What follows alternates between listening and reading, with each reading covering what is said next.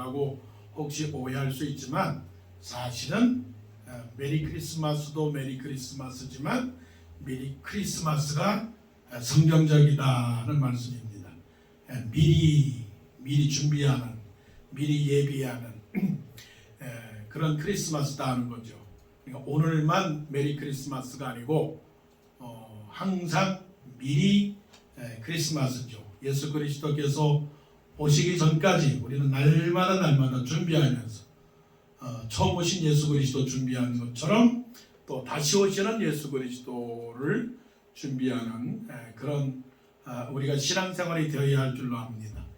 오늘 말씀은 주로 그렇게 잘 살펴보지 않는 말씀입니다. 왜냐하면 예수 그리스도의 탄생이 더 중요하기 때문에 급한 마음으로 예수 그리스도의 탄생을 먼저 살펴봅니다.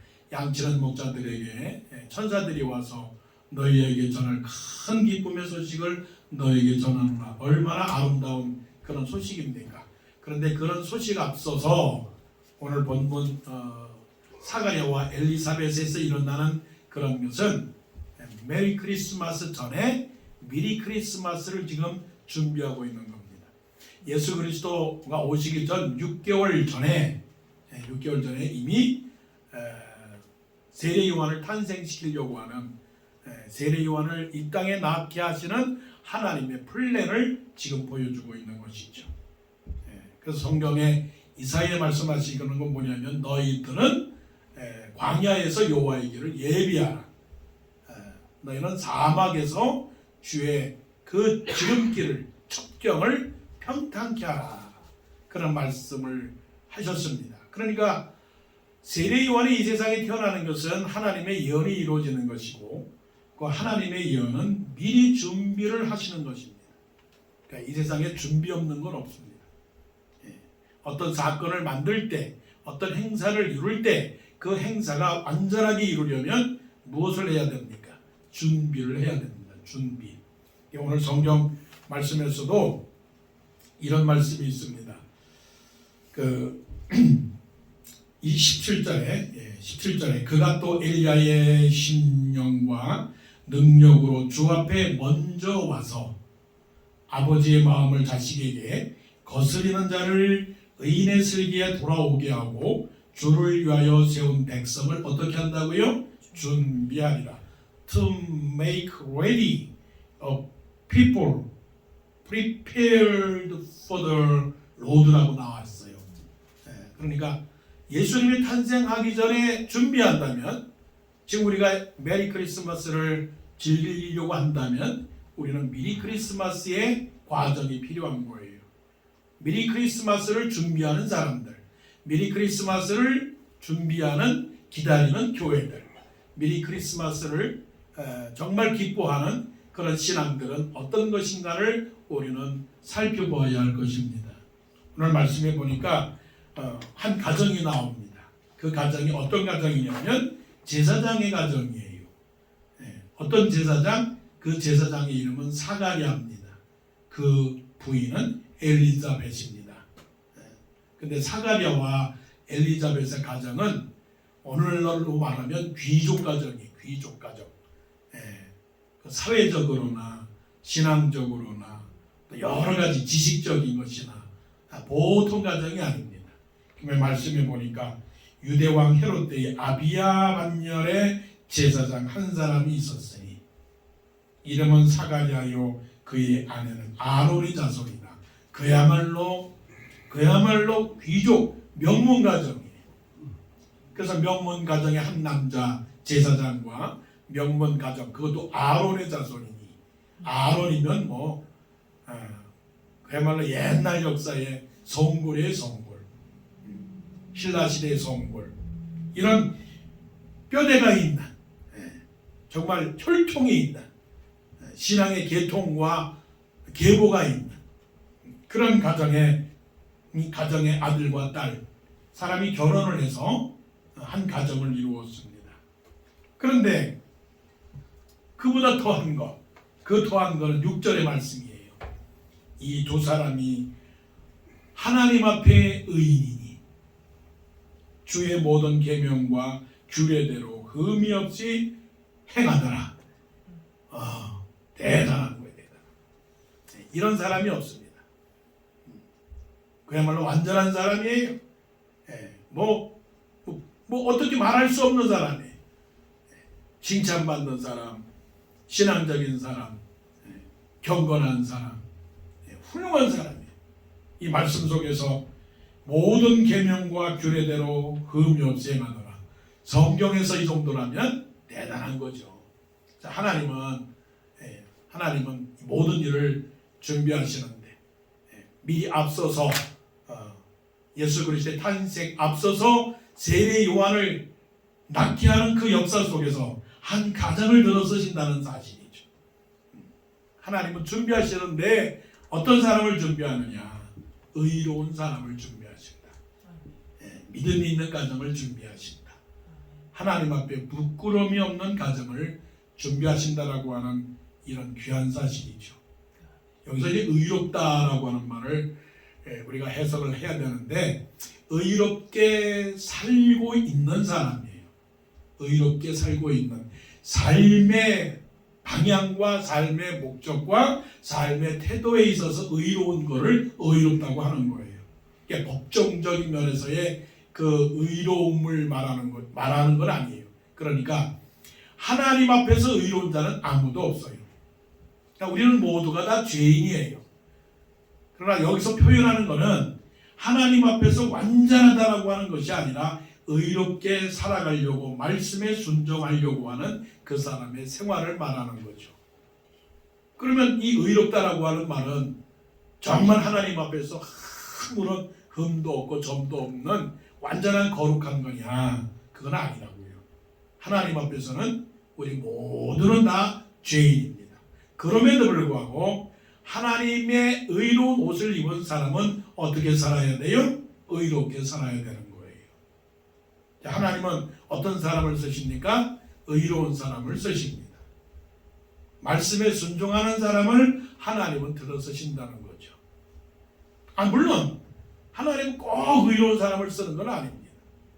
성경에 하나님께서 의로운 사람도 쓰시거니와 죄인을 들어서 또한 쓰시기도 하세요. 그 죄인 중에 대표적인 사람이 누굽니까? 사도 바울이지 않습니까? 또 베드로 같은 사람도 있죠. 베드로도 예수님을 잘 따라다닌 사람이지만 또 베드로도 예수님을 부인한 그런 사람이죠. 죄인이에요. 그런데도 불구하고 예수님은 베드로를 또 다시 세워서 제자의 길을 걷게 하셨죠. 바울 같은 사람도 그렇죠. 그러니까 하나님은 반드시 의로운 사람을 쓰신다. 그건 아닙니다. 하지만 이건 알아야 돼요. 하나님께서 사람을 고르고 사람을 쓰시고 하나님의 일을 이루기 위한 어떤 사람이 좋아요? 의로운 사람이 하나님이 쓰시기에 딱 좋은 사람이라. 그러니까 하나님은 뭐 죄인도 쓰시더라고. 그러니까 마음대로 살아도 되는 거야. 뭐 착한 사람이나 악한 사람이나 하나님 마음대로니까 마음대로 살다가 어떻게 또 하나님께서 나 같은 사람 쓰시는 거지 뭐. 그게 아니고요. 하나님은 착한 사람을 쓰신다고요. 그래서 사도 바울이 디모데에게 보내는 그 편지에서 뭐라고 말씀을 하시느냐면 큰 집에는 금과 은그릇만 있을 뿐이 아니요 나무와 질그릇도 있어 귀 쓰는 것도 있고 천이 쓰는 그릇도 있나니 그러므로 누구든지 이런 것에서 자기를 깨끗하게 하면 주인의 쓰심에 합당하며 또한 모든 선한 일에 예비함이 됩니다. 이게 매치가 되는 거예요. 모든 선한 일에 어떻게 해요? 예비함이 되면이라. 우리가 너무나 쉽게 알 수 있는 말씀이죠. 여러분 깨끗한 그릇 쓰시겠어요? 아니면 지저분한 그릇 쓰시겠어요? 여러분 음식이 덕덕 묻은 그릇에다가 거기다가 또 음식을 담겠어요? 아니면은 음식 그 먹은 그릇을 깨끗하게 반짝반짝 빛나게 하고서는 거기다가 또 새로운 음식을 담겼어요. 당연하죠. 하나님은 제일 좋아하는 그게 뭐냐면 깨끗한 걸 좋아한다고요. 왜 그러느냐? 하나님의 존재가 더러운 분이 아니에요. 더러운 건 누가 더럽습니까? 사탄이 더러운 거예요. 사탄. 그러니까 믿음이 있는 사람과 믿음이 아닌 사람의 차이는 깨끗하느냐 더럽느냐는 차이예요. 이 초점이 잘 맞춰져야 되는 거예요. 당신은 믿음의 사람입니까? 그러면 당신의 믿음이 사람이니까 하나님에게 축복을 받겠습니다. 잘 살겠습니다. 못 살겠습니까? 세상에서 아주 행복하게 살겠습니다. 그 차원이 아닙니다. 하나님의 초점의 차원은 그가 거룩하느냐, 그가 거룩하지 않느냐. 그래서 성경에서 집중적으로 우리에게 하시는 말씀이 뭐예요? 내가 거룩하니 뭐라고요? 너희도 거룩할지니라. 너희는 택한 족속이요 왕같은 제사장들이요 그의 거룩한 나라요. 이게 얼마나 귀중한 나라인지 몰라요. 그래서 하나님은 예수 그리스도의 탄생을 준비하는 과정 속에서 어떤 그릇을 썼습니까? 사가랴와 엘리자벳과 같은 깨끗한 그릇을 썼다는 거예요. 놀라운 거죠. 한 사람도 아니고 주목해 보세요. 6절에 이 두 사람이 얼마나 아름다워요. 남편과 아내의 복을 받기를 원해요. 가정의 복을 받기를 원해요. 남편과 아내가 하나님 앞에서 칭찬받는 가정이 되기를 원합니다. 이런 가정이 되기를 원해요. 이런 가정이 어떤 가정입니까? 아브라함과 사라의 가정이요. 이런 가정이 브리스길라와 아굴라의 가정이요. 그런 가정이죠. 그런데 아나니아와 삽비라와 같은 그런 가정은 아니죠. 반대예요, 반대. 아나니아가 그러니까 삽비라도 그래요. 아나니아가 성령을 속이고 사탄에게 꼬임을 받은 것처럼 또 삽비라도 그래요. 그러나 사가랴와 엘리자벳은 그런 사람이 아니에요. 하나님은 어떤 사람을 좋아하신다고요? 거룩한 사람, 말씀 순종하는 사람. 이런 사람이 어떤 사람입니까? 의롭다라고 하는, 우리 차원에서 의롭다라고 하는 사람이 뭡니까? 본받을 사람, 때로는 좋은 사람, 괜찮은 사람. 그 김 목사님은 어떠신 분이에요? 김 목사님이야 뭐 정말 좋은 사람이죠. 그럼 끝난 거예요. 그게 의롭다는 거예요. 박근사님 어떠신 분이에요? 그분 괜찮은 분이죠. 그러면 그냥 그걸로 의롭다라고 하는 걸로 통하는 거예요. 김장로님은 어떠신 분이에요? 김장로님은 본받을 사람이죠. 쉬운 말로 법 없이도 살 사람이죠. 그분은. 그러니까 사가랴와 엘리자벳은 이런 사람으로 살았으니 하나님이 쓰시겠습니까? 안 쓰시겠습니까? 하나님이 들어쓰시죠. 하나님에게 들어쓰심을 받는 그런 사람이 되기를 원합니다. 모세를 불렀습니다. 그리고 하나님께서 모세에게 말씀을 했습니다. 모세야 모세야, 네가 선 곳은 거룩한 땅이니 네 발에서 실을 벗으라. 하나님께서 우리에게 요구하시고 항상 말씀하시는 건 뭐냐면 믿음의 사람으로서 의롭게 살아라, 깨끗하게 살아라, 정직하게 살아라, 말씀대로 살아라, 내가 거룩하니 너희도 거룩하게 살아라. 자, 아버지를 닮은 사람은 어떤 사람입니까? 아버지를 닮은 사람은 아버지처럼 살아야 되고, 아버지처럼 사는 사람은 아버지까지 사는 것이고 아버지처럼 행동하는 것이라면, 우리가 거룩하신 하나님을 닮아서 산다면 우리도 어떻게 해야 돼요? 거룩해야죠. 거룩함의 축복, 의로운 삶의 축복을 받아서 하나님의 귀한 쓰임을 받기를 원해요. 보니까 자 6절은 정말 아름다워요. 근데 그 다음에 7절을 보니까 뭐라고 말씀을 하시느냐면, 엘리사벳이 잉태를 못하므로 그들에게 자식이 없고 두 사람의 나이가 많더라. 이렇게 될 수가 있어요? 하나는 좋은데 그 다음에 하나가 이게 영 아니네. 하나는 100점인데 하나는 빵점이야. 이럴 수가 있느냐고요. 이러면 안 됐잖아요. 이렇게 살아가는 이런 사람에게 이럴 수가 있느냐고요. 그들에게 자식이 없고 두 사람의 나이가 많더라. 도대체 무슨 일이냐고요.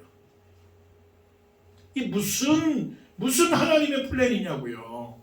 그것도 다 이유가 있더라. 왜?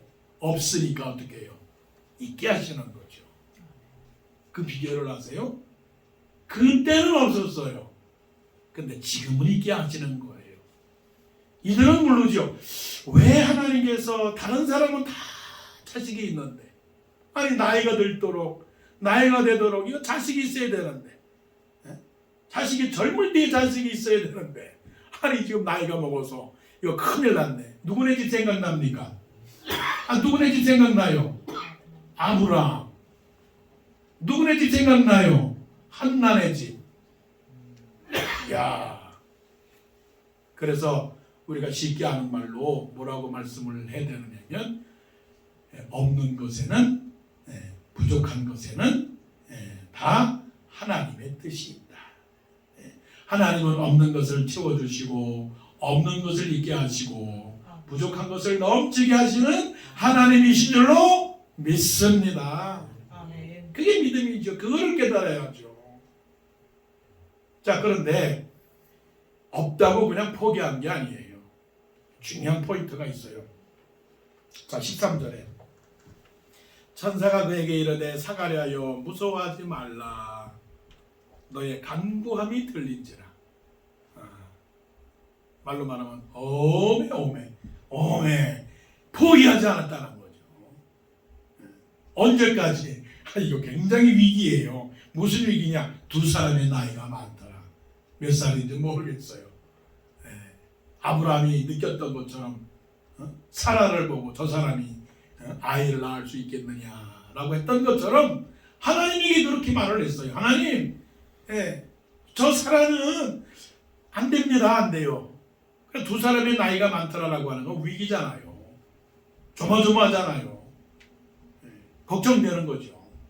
그런데 하나님께서 사가랴에 나타나셔서 천사가 나타나셔서 그 천사의 이름이 가브리엘인데 사가랴가 지성소에 들어가서 지금 하나님의 말씀을 듣고 제사를 드리는 가운데 가브리엘이 나타나서 너에게 아들이 낳을 것이다 라고 하는 아들을 낳을 것이다. 왜 아들을 낳았느냐? 하나님께서 주신 것이지만 사가랴와 엘리사벳의 경우에 있어서는 어떻게 했느냐? 계속 어떻게 해요? 아들을 주세요. 하나님 아들을 주세요. 하나님 어느 때이 오니까 아들을 주세요. 믿습니다. 믿음이라고 하는 것은 바로 이런 것이죠. 부족한 가정에 하나님께서 세례 요한을 낳게 하시려고 그 긴 시간 동안에 하나님께서 비우게 하셨다는 거죠. 그래서 우리는 정의를 찾아요. 없는 것은 없는 게 아니고 있기 위해서 비우게 하셨다. 요거는 신앙의 대학교 나가서 깨닫는 거예요. 초등학생 신앙의 초등 단계는 없으니까 실패다. 끝나는 거예요. 없으니까 나는 없다. 그러나 믿음의 대학교, 믿음의 대학원생들은 뭐냐? 없으니까 더 크게 주실 것이다. 이게 비결이죠. 성경을 보게 되면 없는 자에게 하나님께서 얼마나 풍성케 하셨어요. 그 약속의 1번지, 약속의 1번지가 어디냐면 창세기 12장에 있어서 아브라함에게 하신 약속이에요. 네가 자손이 없지만 네 자손이 하늘의 별처럼 바다의 모래처럼 많을 것이다. 그게 무슨 것? 그게 하나님께서 우리에게 주신 약속의 말씀. 그리하여 그것을 가리켜서 언약이라고 부르는 거예요. 언약. 내 주와 맺은 언약은 영불변하시니 그 나라 가기까지는 늘 보호하시네.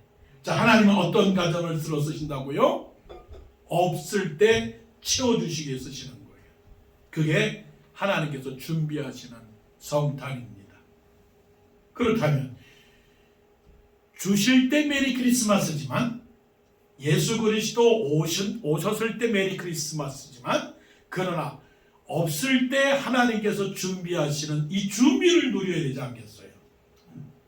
그럼 한번 물어봅시다. 여행 갈 때가 재밌어요? 아니면 여행을 준비할 때가 재밌어요? 여행을 준비할 때가 재밌지. 파티를 할 때가 좋아요? 아니면 파티를 준비할 때가 좋아요? 준비할 때가 좋죠. 결혼도 마찬가지예요. 결혼식 굉장히 그날을 기다리지만 결혼식 하기 위해서 준비하는 게 더 즐거운 거라고요. 그러므로 여러분 미리 준비하세요. 미리 즐기시라. 미리 있는 것으로 즐겨하고 풍성한 것으로 즐거워하고 이 약함 속에서 하나님께서 다 능력 있게 하나님께서 채워주실 것을 믿고 약한 자를 들어서 강하게 하시는 하나님을 믿으셔야 됩니다. 이것이 약속이에요. 자, 사도 바울이 이것을 체험했어요. 사도 바울은 다 완벽해요. 말도 잘하고, 말도 잘한다는 것은 말 주변은 없지만, 말에 대한 언어에 대한 기술은 없지만, 언어, 로마, 그리스도 잘하고, 히브리도 잘하고, 말을 잘하는 사람이에요. 그리고 지식도 많아요. 열정도 있어요. 그런데 한 가지 부족한 게 뭐냐면 몸이 약해. 사람이 다 못 갖는 거죠. 사람이 다 가질 수는 없는 거예요. 그러니까 사도 바울에게 있어서 한 가지 소원이 있다면 다른 사람이 다 부러워해. 그런데 한 가지 약한 것이 있었어요. 그게 뭐냐면 몸이 약해. 몸이 약해서 늘 피곤하고 늘 두렵고 그러니까 하나님에게 기도를 했다고요. 어떻게 기도를 했느냐? 그야말로 세게 기도했어요. 그 세게 기도한 것이 어떻게 기도했는가? 그거는 잘 몰라요. 하지만 일생일대에 남들이 보고 자기가 생각하기에 3번이나 그것이 금식기도인지 뭐 철야기도인지 새벽기도인지 그건 잘 몰라요. 그게 100일을 기도했는지 뭐 일주일을 기도했는지 우리는 몰라요. 그러나 3번 주께 간구했다고 그랬어요. 그런데 하나님께서 말씀하시기를 뭐라고 말씀을 하셨느냐면 바울아 내 은혜가 my grace 내 은혜가 is enough 너에게 충분하다 enough to you 너에게 충분하다 그걸로 족하다 이게 무슨 말씀입니까? 네가 가장 복을 받은 사람이다. 네가 괜찮은 사람이다. 너는 충분한 나의 복을 받은 사람이야. 이거를 하나님이 말씀하신 거예요. 만일 여러분들 하나님하고 대화하신다면 하나님께 자기가 없는 것을 얘기를 한다고 생각을 해보세요.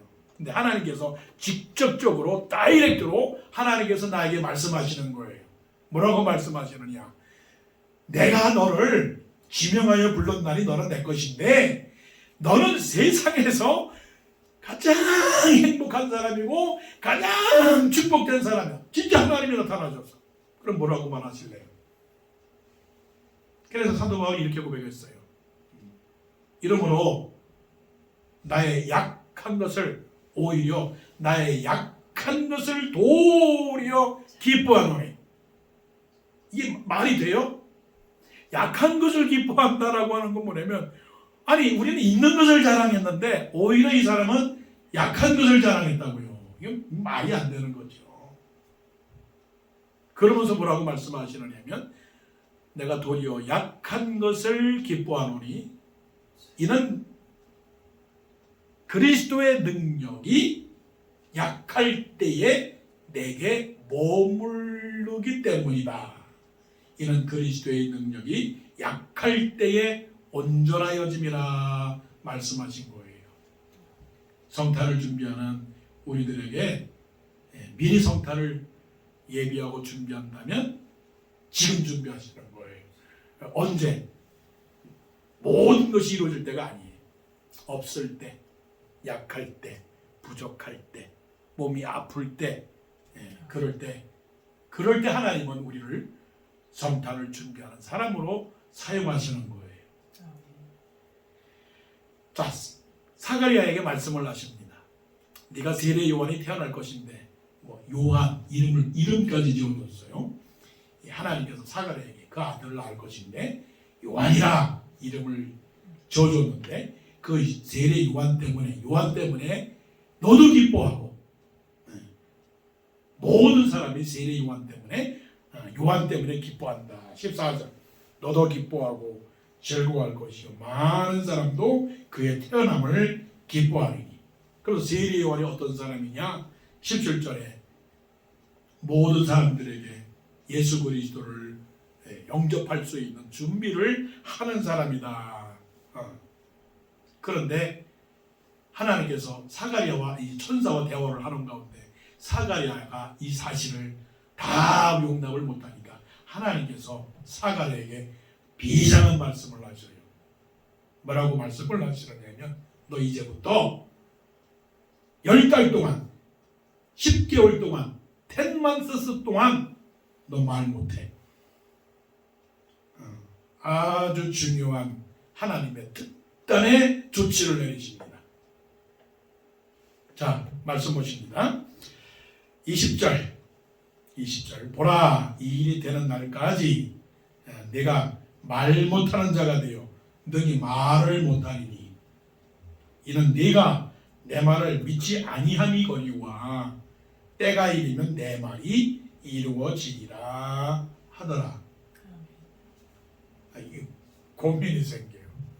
아니 좋은 일이라면 사가랴가 좋은 일이라면 지금 제사를 드리는 지성소에서 제사를 드리는 가운데 사가랴가 나와서 큰 소리로 하나님께서 나에게 아들을 주셨습니다라고 말하면 더 좋을 일인데 아니 왜 하나님께서 사가랴의 입을 꽉 막게 하셨느냐고요.